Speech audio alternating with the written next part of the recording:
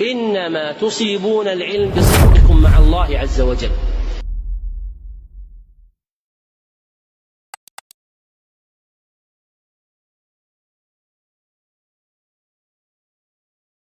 السلام عليكم ورحمة الله وبركاته.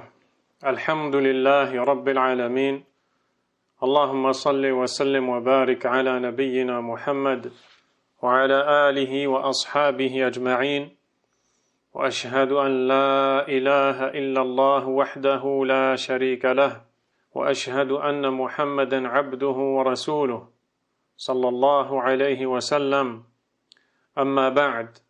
En cette journée du 10 Ramadan 1447 de l'hégire du prophète Mohammed sallallahu alayhi wa sallam, correspondant au 27 février 2026, nous voici par la grâce d'Allah subhanahu wa ta'ala réunis fraternellement, spirituellement, au cours de ce mois béni qu'est le mois de Ramadan, au sujet duquel notre Seigneur subhanahu wa ta'ala nous dit: Shahru Ramadan alladhi unzila fihi al-Qur'an hudan lin-nasi wa bayyinatin min al-huda wal-furqan.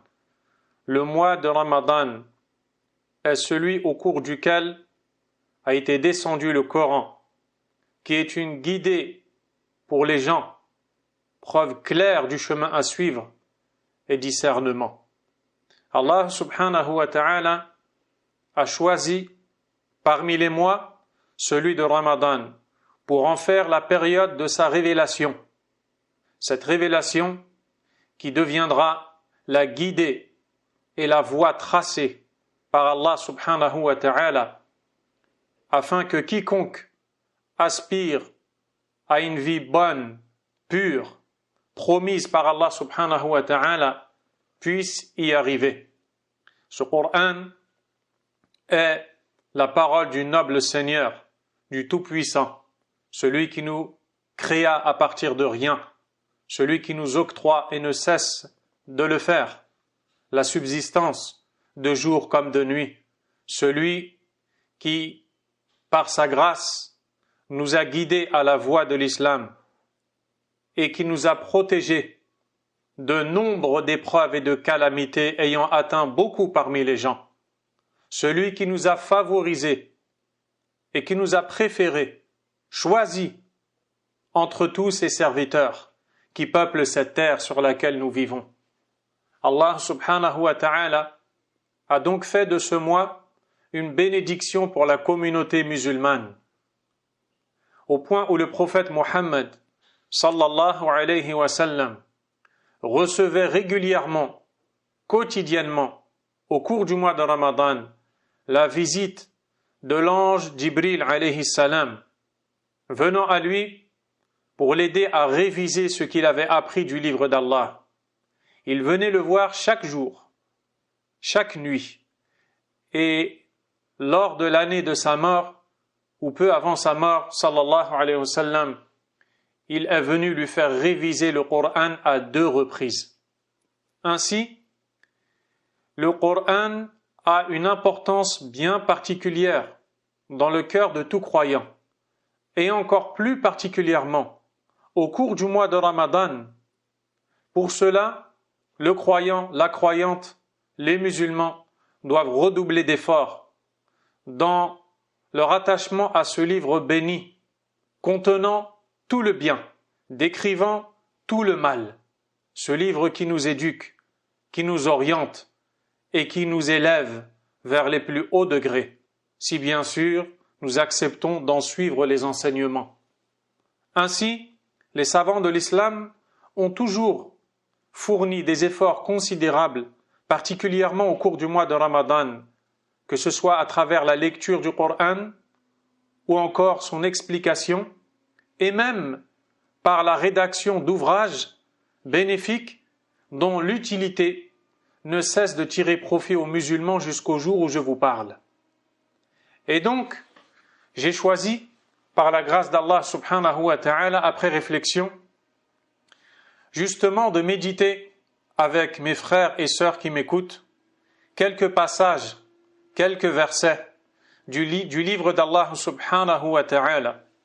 Car nul doute que le fait de prendre soin du Coran, de son explication, de chercher à en comprendre les sens, de les méditer, nul doute que cela fait partie des actes les plus grands qui rapprochent d'Allah subhanahu wa ta'ala, les actes les plus méritoires et les plus immenses pour l'étudiant en sciences religieuses, pour le musulman cherchant à comprendre ce discours qui lui est venu d'Allah subhanahu wa ta'ala. Allah a certes ordonné dans le Coran de méditer son livre en nous enseignant qu'il n'a été révélé que pour que ces versets soient médités. Il nous dit subhanahu wa ta'ala: Kitabun anzalnahu ilayka mubarak. C'est un livre béni que nous avons fait descendre vers toi. Toi, c'est-à-dire le prophète Mohammed sallallahu alayhi wa sallam en premier lieu, et en second lieu, tous les musulmans concernés par ce discours coranique. C'est un livre béni que nous avons fait descendre vers toi. Quelle en est donc la sagesse? Allah nous dit dans la suite du verset: لِيَدَّبَّرُوا آيَاتِهِ وَلِيَتَذَكَّرَ أُولُو الْأَلْبَابِ, afin qu'ils en méditent les versets et que les doués de raison se rappellent. Voilà la sagesse pour laquelle le Coran a été révélé. Il est tout à fait différent d'un autre discours. Il n'est pas une parole humaine. Il ne vient pas de l'homme. Il vient du Créateur de l'homme. Et ce Créateur s'adresse à l'homme en lui enseignant qui il est, lui le Créateur, et qui il est, lui le serviteur.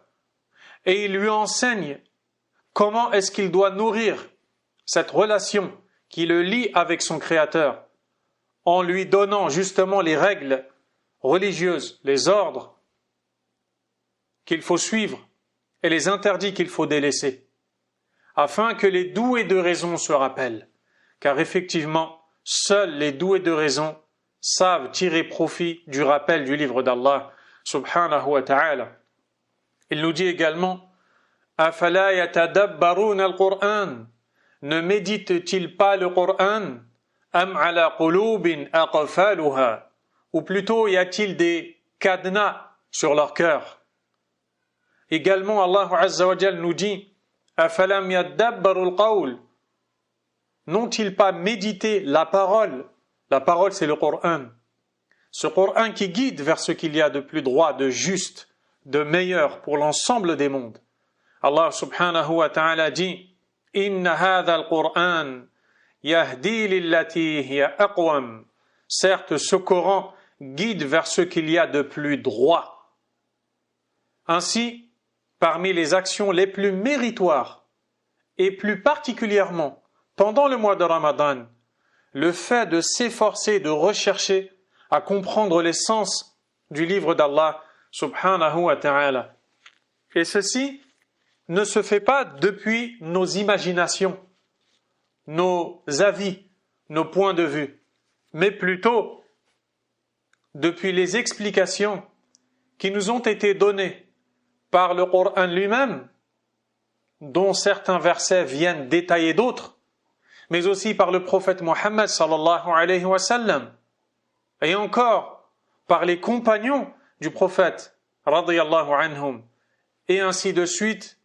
De génération en génération, les savants de l'islam n'ont cessé de nous démontrer les sens du Coran et de nous éclairer dans ce sujet.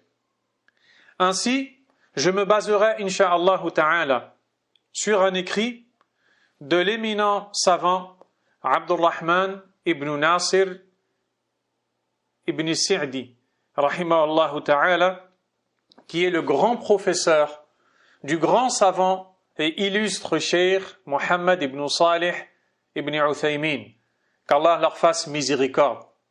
Abdurrahman ibn Sa'di a rédigé un livre qu'il a intitulé Taysir al-Latif al-Mannan fi khulasati tafsir al-Qur'an. Ce livre est un résumé de l'explication du Coran qu'il a lui-même écrit de manière plus allongée. après avoir écrit le livre, l'explication du Coran entière, proposition lui a été faite de rédiger un résumé dans lequel il allait recueillir quelques passages du livre d'Allah subhanahu wa ta'ala traitant des différentes thématiques énoncées dans le Coran afin d'éclairer quiconque voudrait plus tard s'élargir dans la compréhension du livre d'Allah subhanahu wa ta'ala. Il est vivement conseillé aux arabophones de posséder ce livre et de le lire, puis d'en chercher l'explication. Je me baserai donc sur ce livre-là, dont je ne lirai pas l'entièreté pendant ces quelques assises qu'Allah nous permet de mettre en place, mais je tirerai certains passages et certaines explications dans différentes thématiques du Coran, car ce livre englobe une introduction qui nous montre les descriptions du Coran. Ensuite, un passage qui traite de l'unicité d'Allah subhanahu wa ta'ala, ainsi que la croyance islamique et ses fondements. Vient après cela une série de versets choisis par l'auteur, rahimahullah, pour traiter le sujet de la moralité islamique, des bienséances et des politesses dont les musulmans doivent faire preuve, qui sont énoncés dans le Coran. Ensuite, une série de versets choisis par l'auteur traitant des règles religieuses, puis les histoires des prophètes, et enfin quelques intérêts divers et variés, tous présents dans le Coran. Je demande donc à Allah subhanahu wa ta'ala, par ses noms les plus parfaits et ses attributs sublimes, de faciliter à celui qui prend la parole, mais aussi à celui qui l'écoute, d'en tirer profit et de faire en sorte que ce soit pour lui et eux une bénédiction, tant bien ici-bas que dans l'au-delà. Tout comme nous lui demandons, en cette heure bénie, le pardon pour nos péchés qui sont tellement nombreux et la guider vers son droit chemin. Il en est certes capable, subhanahu wa ta'ala. Dans chaque passage de ce livre, il y a donc une partie qui va regrouper des versets englobant les sens généraux des différents thèmes du Coran. Et l'utilité de cela, c'est justement de motiver le musulman en éveillant sa conscience vis-à-vis de l'importance de la compréhension du Coran, car tout musulman ne va pas forcément lire les grands ouvrages qui nous détaillent l'explication de chacun des versets du Coran. Mais en prenant quelques gouttes dans cet océan et en cueillant quelques fleurs dans ce jardin béni, le musulman aura envie d'œuvrer davantage en ce sens. Et c'est pour cela que le Cheikh Ibn Sa'di rahimahullah a dit فَالْوُقُوفُ عَلَى تَفْسِيرِ بَعْضِ الْقُرْآنِ يُعِينُ أَعْظَمَ عَوْنٍ عَلَى مَعْرِفَةِ بَقِيهِ. Le fait de prendre un instant, de s'arrêter pour réflexion sur l'explication d'une partie du Coran est une chose qui aide énormément à la recherche de la connaissance de tout le reste du Coran. Si on te parlait d'un trésor immense, si on te parlait de chiffres immenses, peut-être que ça ne te parlerait pas. Mais si on te montrait une somme, un morceau de ce trésor, de ce bijou, ça te donnerait envie d'en posséder bien plus encore. Allah subhanahu wa ta'ala a fait de ce Coran des versets répétés, contenant des sciences utiles pour le serviteur, des sciences complètes. Et cela fait partie de cette facilité dont il a parlé subhanahu wa ta'ala s'agissant de son livre, quand il nous dit وَلَقَدْ يَسَّرْنَا الْقُرْآنَ لِلذِّكْرِ فَهَلْ مِن مُدَّكِرٍ. Et nous avons certes facilité le Coran pour le rappel. Y a-t-il donc quelqu'un pour se rappeler? Regardez, Allah nous enseigne que le Coran a été rendu facile pour le rappel, pour la méditation, pour la compréhension, pour son application. Encore faut-il qu'il y ait quelqu'un qui veuille bien faire les efforts pour atteindre ce rappel et en bénéficier, en tirer l'utilité. Ainsi, il est important, il est tellement important de comprendre ce sujet-là. Parlons maintenant, incha'Allah ta'ala, du fait que les savants de l'islam nous ont montré combien le Coran est riche dans les sens qu'il contient, si bien qu'un seul verset peut traiter en même temps de plusieurs sciences. Et ça, tu ne le retrouveras que dans le Coran. C'est pour ça que des fois, des savants s'arrêtent sur un seul verset et ils en méditent les sens qu'ils ne cessent de déduire de ce même verset-là. Certains sens qui vont nous traiter des règles religieuses, où l'on va apprendre notamment qu'il est permis de faire telle chose, interdit de faire telle autre, obligatoire de faire telle et telle chose, et ainsi de suite. On retrouve peut-être dans le même verset une exhortation, un rappel. On y retrouve également parfois en même temps la croyance islamique et l'un ou plusieurs de ses fondements. Et ainsi de suite, c'est ainsi que le Coran montre clairement combien il est riche et qu'il ne peut être la parole d'un homme.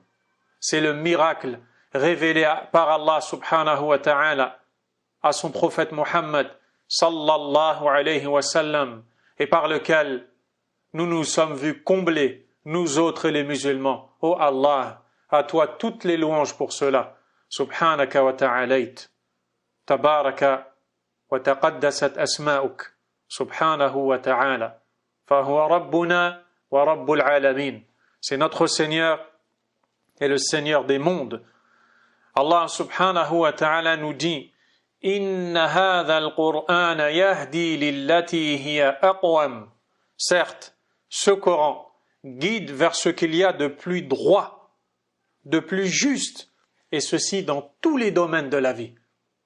Il guide vers ce qu'il y a de plus droit dans la conviction religieuse à laquelle on doit adhérer, dans notre croyance en Allah, en ses anges, en ses livres, en ses messagers, au jour dernier, au destin, et dans toutes les ramifications de ces fondements de la croyance islamique. Dans notre croyance quant à ce qu'il adviendra à l'un d'entre nous, une fois décédé, une fois sous terre, dans sa tombe, mais aussi dans l'au-delà, lorsqu'il comparaîtra devant Allah pour répondre de ses actes et justifier ses paroles. Le Coran nous enseigne les meilleures règles, les meilleures moralités.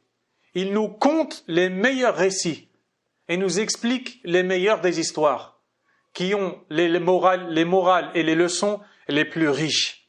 Le Coran est la vie des cœurs. Le Coran est une parole puissante. Ce n'est pas la parole d'un homme. Ô Allah, fais que ce Coran habite nos cœurs.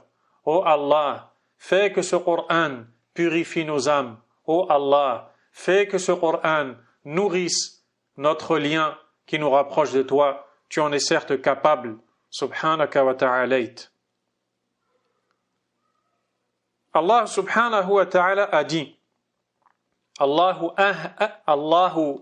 anzala ahsan al-hadith.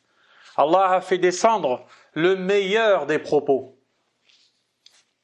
Allahu anzala ahsan al-hadith. Allah a fait descendre le meilleur des propos.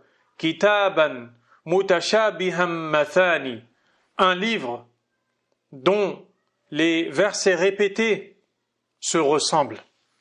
Ils se ressemblent, on voit qu'Allah subhanahu wa ta'ala répète dans le Coran différentes histoires, il répète différentes règles, et il le fait de manière différente, tous se complétant les unes les autres.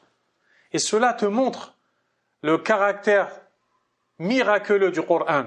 Et croyez-moi bien, si les détracteurs du Coran, si les détracteurs de l'islam avaient trouvé un moyen pour falsifier ce livre, alors ils n'auraient pas manqué de le faire, et cela depuis 1447 années que ce Coran a été révélé. Et wallah, wa billah, wa tallah, personne jusqu'à cette heure n'a jamais et ne réussira jamais à falsifier ce Coran, à en modifier le contenu, car il n'est autre que la parole du Seigneur des mondes, subhanahu wa ta'ala.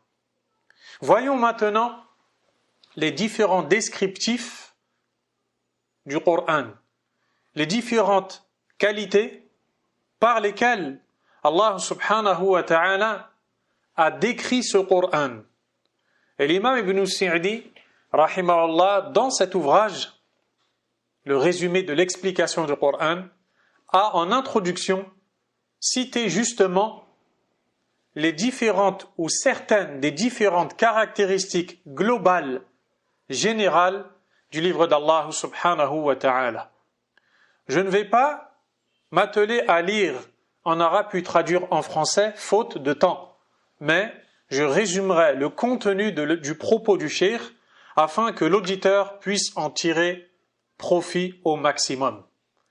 L'imam Abdurrahman ibn Sa'di, rahimahullah ta'ala, nous dit qu'Allah subhanahu wa ta'ala a décrit le Coran par d'énormes et d'immenses caractéristiques qui justement font du Coran ce qu'il est, entièrement.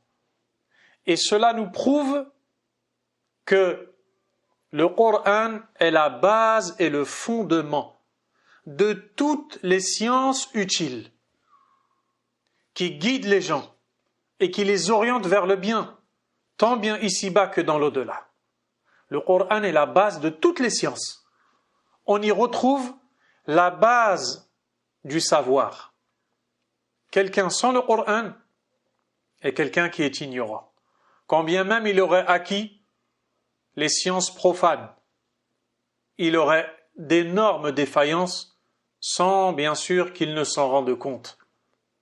Allah subhanahu wa ta'ala a décrit son livre, le Coran, comme étant une guidée, une droiture, un discernement, un éclaircissement. Il est en lui-même une guidée, parce qu'il guide les créatures vers tout ce dont ils ont besoin, comme intérêt mondain, religieux. Il est une droiture parce qu'il vient rectifier le cheminement de ceux qui marchent dans la voie du bien. Il est un discernement car il détaille et distingue le vrai du faux, la guidée de l'égarement, au point de nous démontrer clairement par des versets explicites les différentes caractéristiques des gens bienheureux et des gens malheureux, en nous montrant la différence entre ceci et cela.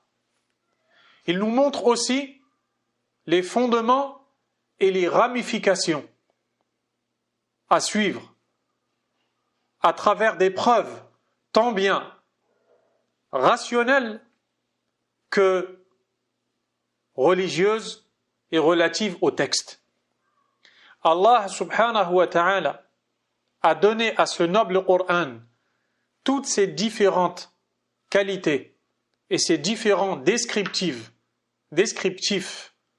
englobants qui complètent et qui concernent chacun de ces versets. Mais écoutez bien ce qui va suivre.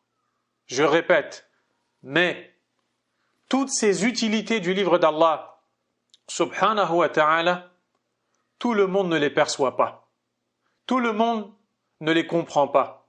Tout le monde ne peut pas en tirer profit, car toutes ces caractéristiques évoquées par Allah dans le Coran ont en réalité des conditions pour en tirer profit.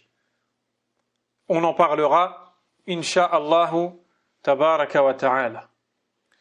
Nous avons dit premièrement que le Coran est une guidée.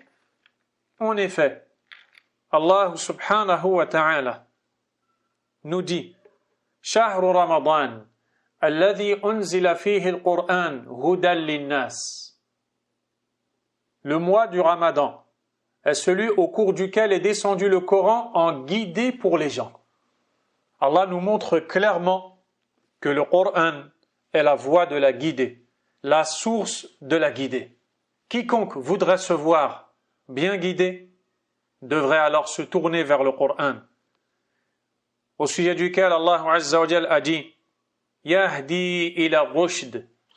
Lorsque les djinns, subhanallah, dans cette fabuleuse histoire, avant que ne soit faite la révélation du Coran au prophète Muhammad alayhi salatu wassalam, il est connu dans les textes qui nous sont rapportés authentiquement que les djinns, cette créature existant sur terre avant l'homme, créée à partir de feu, les djinns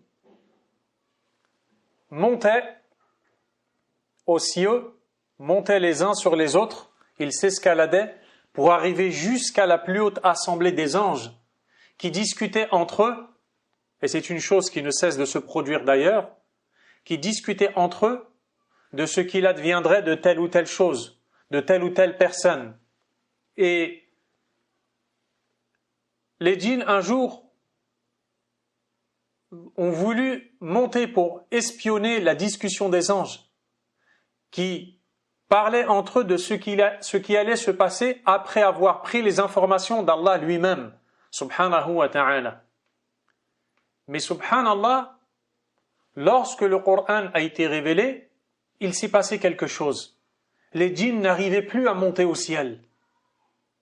Ils n'arrivaient plus à monter au ciel et ils se voyaient chassés par des étoiles dans le ciel. Alors ils se sont concertés mutuellement, il y a vraiment un problème. Pourquoi n'arrivons-nous pas à monter au ciel comme on pouvait le faire aisément autrefois? Il faut absolument que l'on parcourt la terre à la recherche de la réponse à cette énigme qui nous trouble et cette question qui nous perturbe. Et alors, ils se sont mis à parcourir la terre pour atteindre une terre bénie, Mecca, où se trouvait le noble prophète Mohammed, sallallahu alayhi wa sallam. Une fois arrivés là-bas, ils ont aperçu le prophète Mohammed, alayhi salatu wa sallam, et l'ont vu en train de réciter le Coran. Ils se sont arrêtés un instant pour prêter oreille à cette parole magnifique qu'ils n'avaient jamais entendue avant et dont nul égal n'a été révélé. Ils se sont vus immédiatement troublés par la lourdeur, par la valeur, par la profondeur, par la force de ce discours frappant, clair, éloquent, au point où Allah a révélé Suratul Jinn, dans laquelle il nous raconte ce fait, quand il nous dit subhanahu wa ta'ala Qul uhiya ilay, dit au prophète à ces gens-là, il m'a été révélé annahu istama'a nafarun min al-jinn, qu'un groupe de djinns a écouté attentivement, c'est-à-dire la récitation du Coran. فَقَالُوا إِنَّا سَمِعْنَا قُرْآنًا عَجَبًا.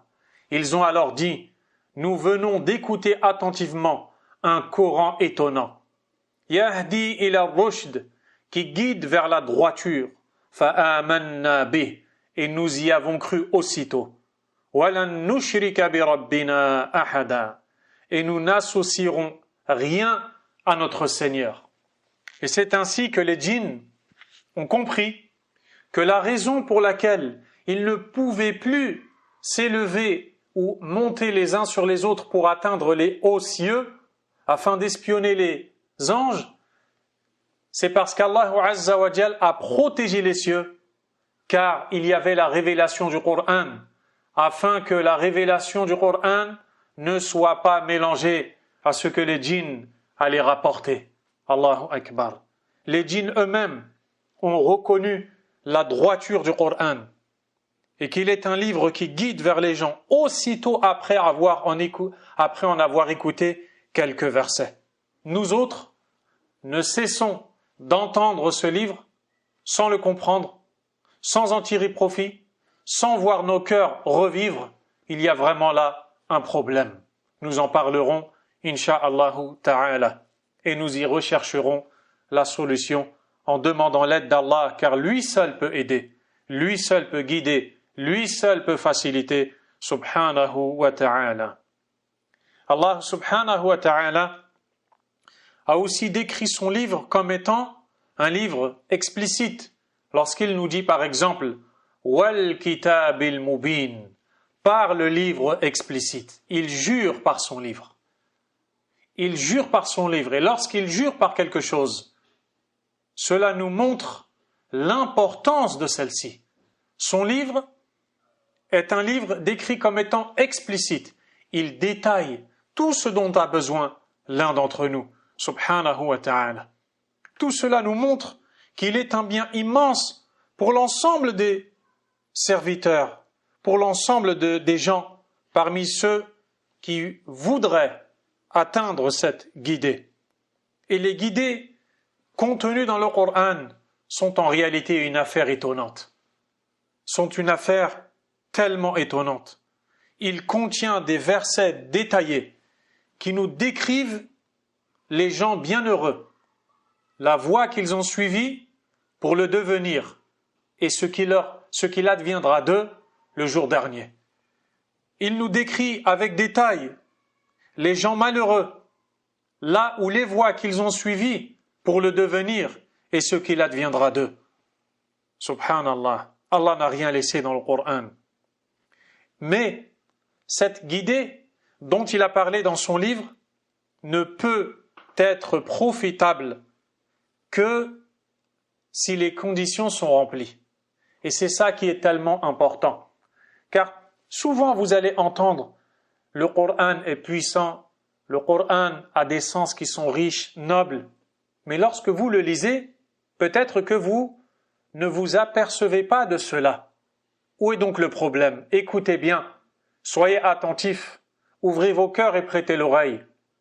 Le problème vient du réceptacle, qui n'est pas apte, qui n'est pas pur pour contenir le contenu du Coran. Imaginez-vous un peu un vase en verre. Si ce vase en verre, qui a été conçu pour contenir de l'eau, était plein d'un autre liquide, il n'y aurait alors plus de place pour le remplir d'eau. Il ne faudrait donc pas s'étonner que l'eau, qui pourtant est la source de la vie et qui est la santé, ne puisse pas atteindre ce contenu. C'est parce qu'il est déjà plein. Que faut-il faire alors si l'on veut vraiment y déverser de l'eau? Le vider de ce liquide que l'on a déversé, afin de le remplacer par de l'eau. Que faut-il faire si on veut vraiment tirer profit du Coran? Eh bien, il faut vider ce réceptacle qui est présent dans notre poitrine, qui n'est autre que le cœur, que nous avons rempli par les distractions mondaines, par les occupations futiles, par les réseaux sociaux, par les attachements à cette dunya, qui nous ont fait naître en nous des soucis que l'on a considérés tellement grands au point de ne plus laisser de place pour le Coran. Et comment pouvons-nous, dans cette situation-là, tirer profit du Coran? Ce n'est impossible. Le réceptacle est plein. On a décidé d'y mettre autre chose que le Coran. Et c'est pour ça que, subhanallah, un verset peut être la cause de la guidée d'une personne, quand ce même verset peut être la cause, ou quand ce même verset, s'il n'est pas compris, s'il n'est pas correctement assimilé, eh bien, une autre personne, elle, qui va lire ce verset, s'est égarée. Non pas parce que le Coran égare, loin de là, mais plutôt parce que le réceptacle n'était pas prêt à recevoir cette science. Si seulement les musulmans comprenaient cela, leur vie se verrait bel et bien meilleure. Mais cela est un don qui ne vient que d'Allah subhanahu wa ta'ala. Et donc, proportionnellement à la pureté de ce réceptacle, il se voit capable d'accueillir l'essence du Coran. Et c'est pour ça que vous voyez des gens qui lisent des versets dont ils ne comprennent pas l'essence, dont ils ne savent pas tirer profit. Vous voyez ces gens-là, lorsqu'ils s'efforcent d'étudier et qu'ils commencent à comprendre l'essence, vous les voyez se dire « Subhanallah, j'ai lu ce verset tant de temps, je ne me suis jamais rendu compte qu'il était aussi riche dans ses sens et qu'il voulait dire telle et telle chose. » Et peut-être que chacun de nous a pu dans sa vie vivre justement cela.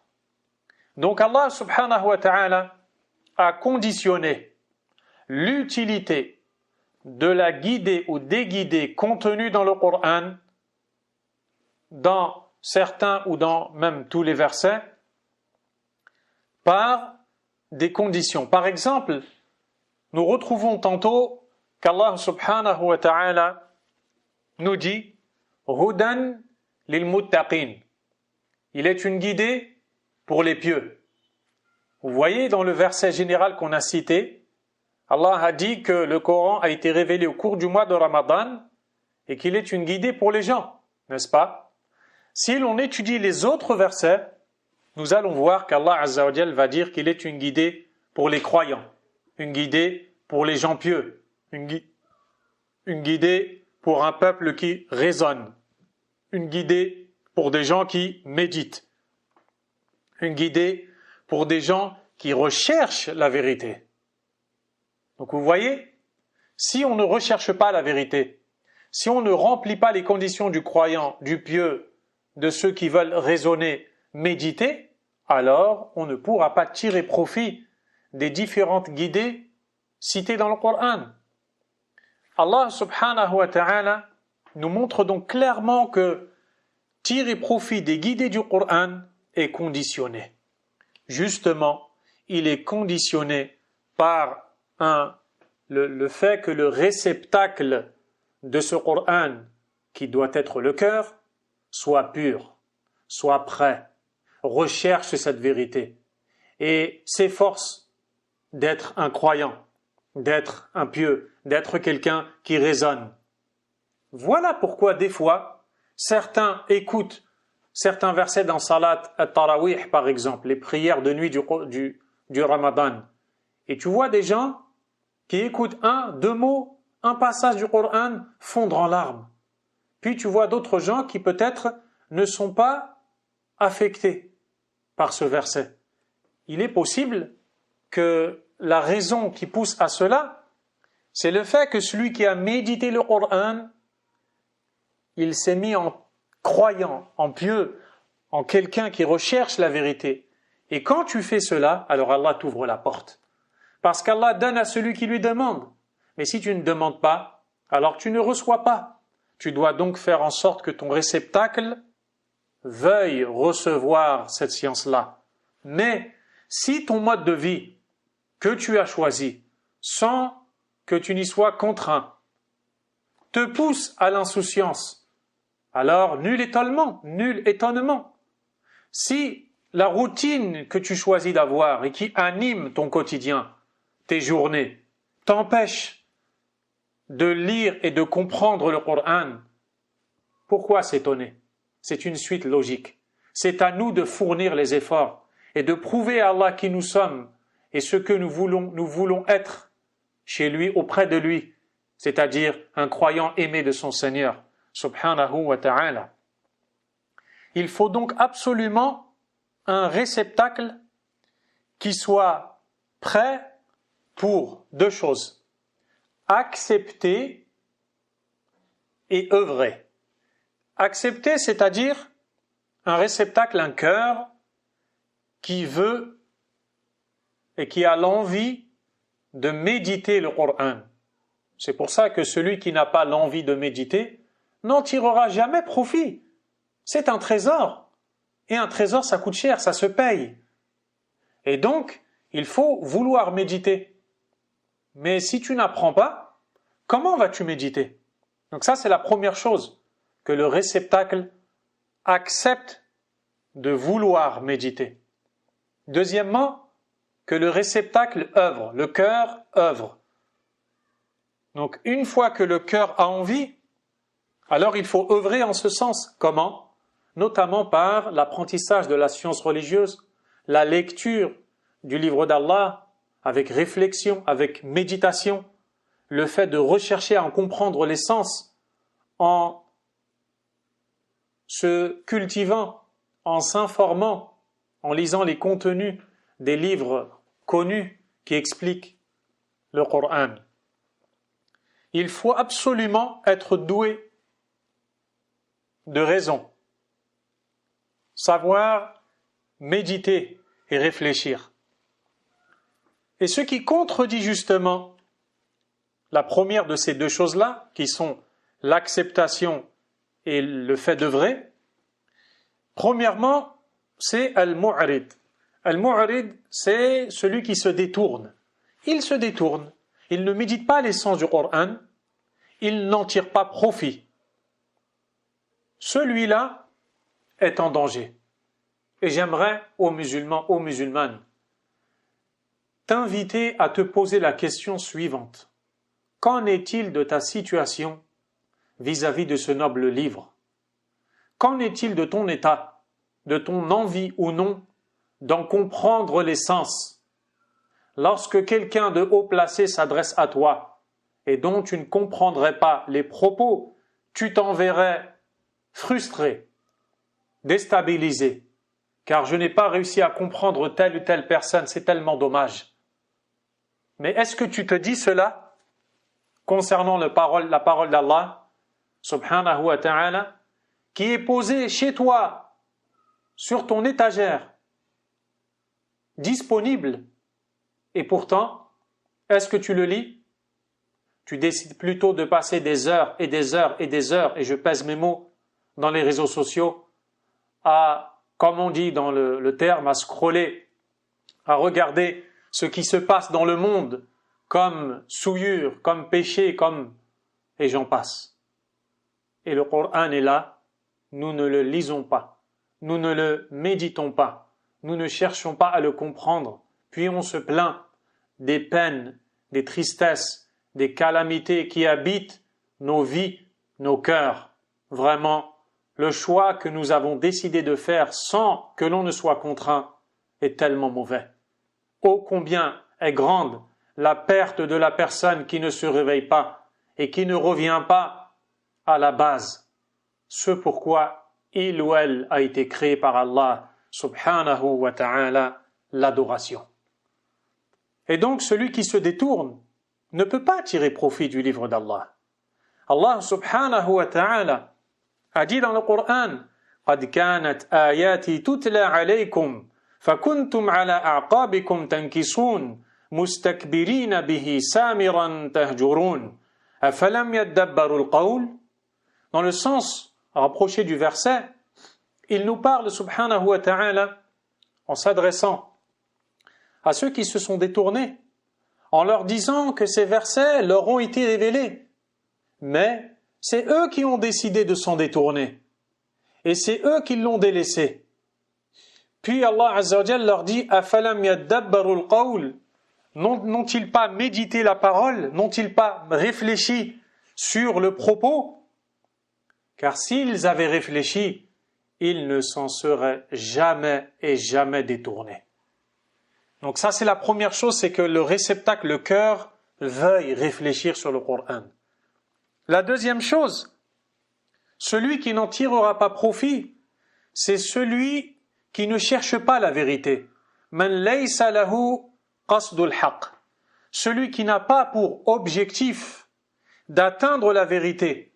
Lui là, tu peux le laisser lire le Coran pendant des heures, des jours, des semaines, des mois et des années, et même jusqu'à ce qu'il quitte ce bas monde. Et wallah, il n'en tirera pas une seule goutte de profit.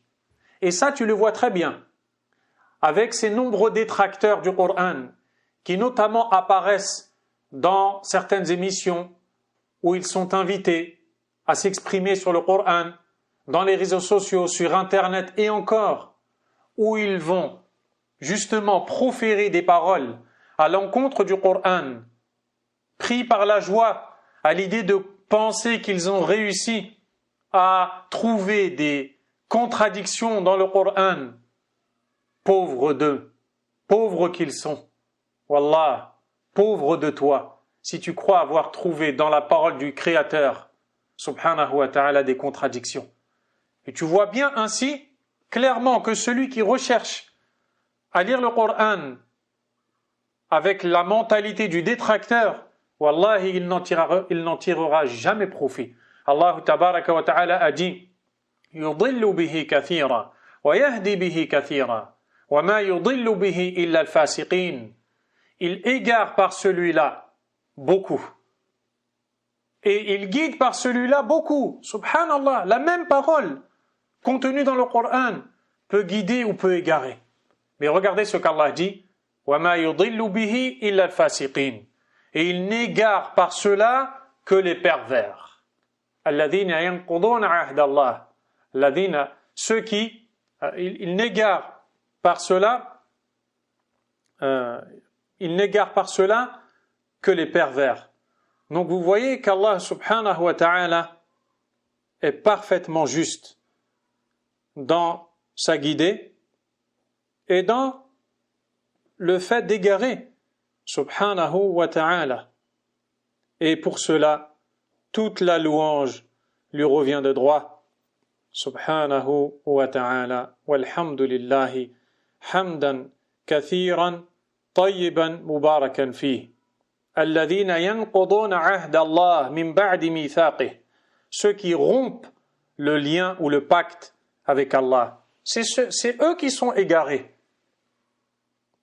Donc, ensuite, nous allons parler justement de ces descriptions du Coran et ça touchera à notre fin pour cette première séance de cette introduction, Inch'Allah ta'ala.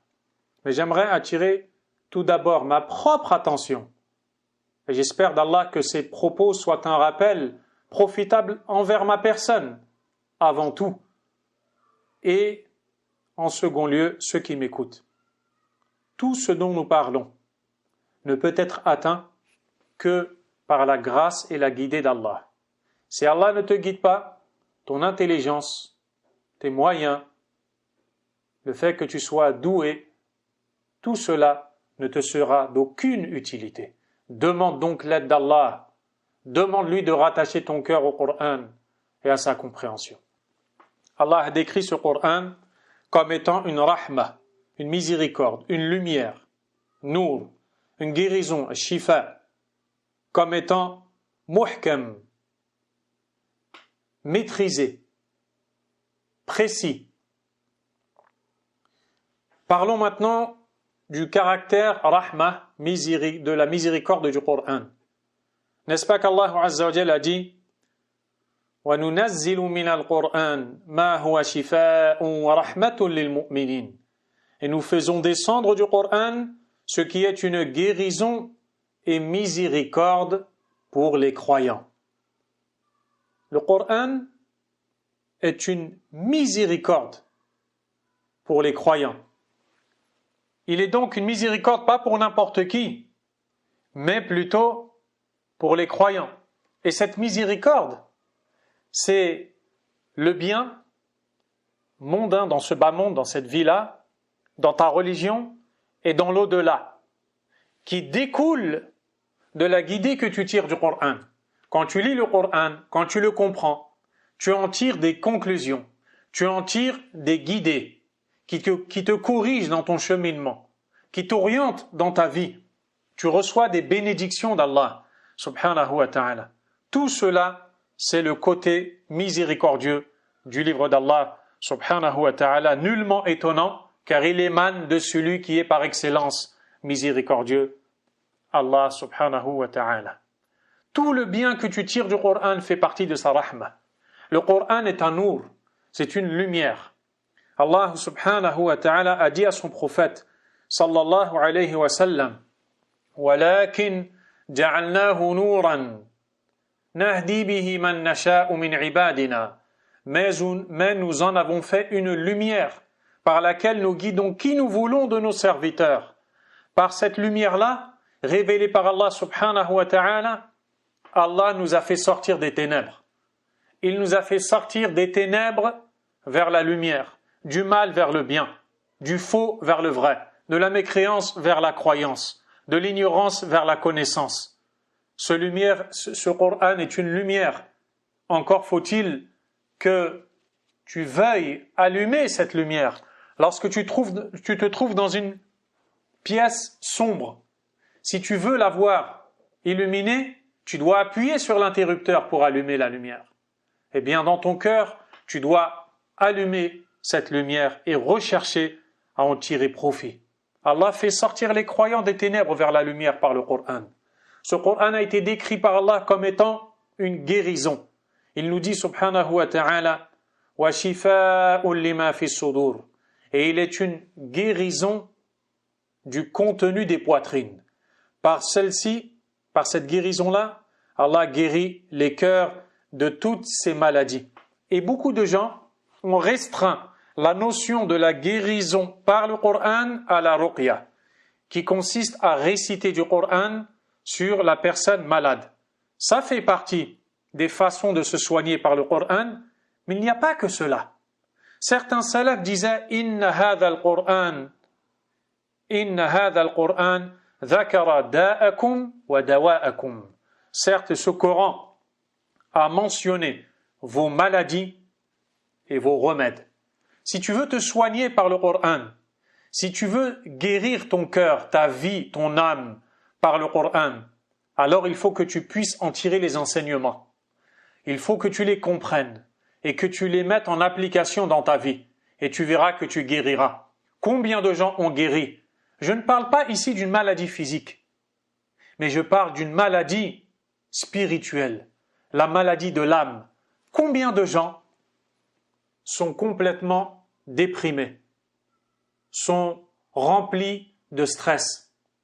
Combien de gens sont peinés par la tristesse, rongés par les soucis desquels ils n'arrivent pas à se débarrasser, alors qu'ils prennent tel et tel médicament pour se détendre psychologiquement, allant même jusqu'à prendre des médicaments psychiatriques et ainsi de suite. Certains vont même jusqu'à consommer de l'alcool, des drogues, pour oublier les soucis, n'est-ce pas? Il y a à peine quelques jours de cela, j'ai eu une discussion avec une personne qui fume énormément de cigarettes dans la journée et qui m'a dit « À chaque fois que je fume, j'oublie mes soucis. » Allahu Akbar. Qu'est-ce que c'est triste. Si tu veux oublier tes soucis complètement et définitivement, tu dois d'abord prendre conscience que tu es malade. Ton âme est malade. Ton cœur est malade. Une fois que tu as pris conscience que tu es malade, tu dois te soigner par le Coran. Lis le Coran. Subhanallah, on se plaint de peine, de tristesse. Et qu'est-ce que l'on fait de nos journées? On les passe devant les écrans, devant les réseaux sociaux, à écouter les idées malsaines et les propositions qui nous sont faites de soi-disant liberté et de vie heureuse par des gens qui ne connaissent ni Allah, ni son prophète, ni l'au-delà, ni le châtiment de la tombe, ni le jugement, ni les anges, ni le destin, ni la croyance islamique. Et on se plaint après d'être rongé par la douleur d'une vie tellement étroite, tellement exiguë malgré sa largesse apparente. C'est tout à fait logique. Tu veux te soigner? Soigne-toi par le Coran. Lis-le, apprends-le, comprends-le, applique-le, enseigne-le. Et proportionnellement à cela, wallahi, Allah te soignera et te guérira. Allah a décrit le Coran comme étant muhkam. Muhkam, c'est-à-dire mutqan, c'est-à-dire qu'il a été révélé avec précision et qu'il est explicite et clair. Tout le Coran est muhkam. Et aussi, on peut dire tout le Coran est mutashabih. Tout le Coran se ressemble. Les différentes thématiques sont abordés de différentes façons et ainsi les versets viennent se compléter les uns et les autres en se ressemblant. C'est pour ça qu'Allah parle plusieurs fois des histoires, parle plusieurs fois des mêmes règles, parle plusieurs fois. Tout ça pour que ta foi ne cesse de se nourrir, d'augmenter, de grandir. Regarde, subhanallah, tu ne te lasseras jamais de lire le Coran. Suratul Fatiha, tu la récites depuis combien de temps? Et tu remarques que jamais tu t'en lasses. Tous ces imams qui récitent dans Salat et Tarawih et qui se mettent à pleurer après réciter Ihdina Sirat al-Mustaqim, alors qu'ils récitent ce verset depuis 20, 30, 40 ans dans chaque prière. Ça, c'est le secret du Coran. On ne se lassera jamais de la parole d'Allah subhanahu wa ta'ala. Le Coran a certaines parties qui sont explicites de manière plus particulière et certaines parties qui n'apparaissent pas à tout le monde aussi explicites, de manière particulière. Alors à ce moment-là, ce qu'il faut faire, c'est comprendre les versets qui ne nous paraissent pas explicites à la lumière de ceux qui le sont, bien que cela est relatif, car les savants de l'islam, pour eux le Coran entier est explicite. Et plus tu apprends le Coran, plus les versets qui te semblaient, je dis bien qui te semblaient ambigus, implicites, deviennent explicites, deviennent compris. Et ça, c'est un grand bienfait d'Allah, subhanahu wa ta'ala. Allah a aussi décrit le Coran par as-salah, la droiture, la rectitude dans la guidée. Et pas pour n'importe qui, la rectitude pour l'ensemble de l'humanité. Mais cette rectitude-là dans ta vie, ô être humain, tu ne peux l'atteindre qu'en revenant au livre d'Allah, subhanahu wa ta'ala. Et c'est pour ça que les bonnes actions ont été appelées dans le Coran al-a'mal as-saliha. Les actions saliha. On les traduit souvent par les bonnes actions. Mais en réalité, ce sont les actions qui relèvent de la droiture, les actions qui relèvent de la guidée, de la vertu. Et Allah subhanahu wa ta'ala nous dit que le Coran est aussi, donc en même temps qu'il est une guidée, une droiture, il est une rectitude pour quiconque voudrait se voir rectifié dans son cheminement.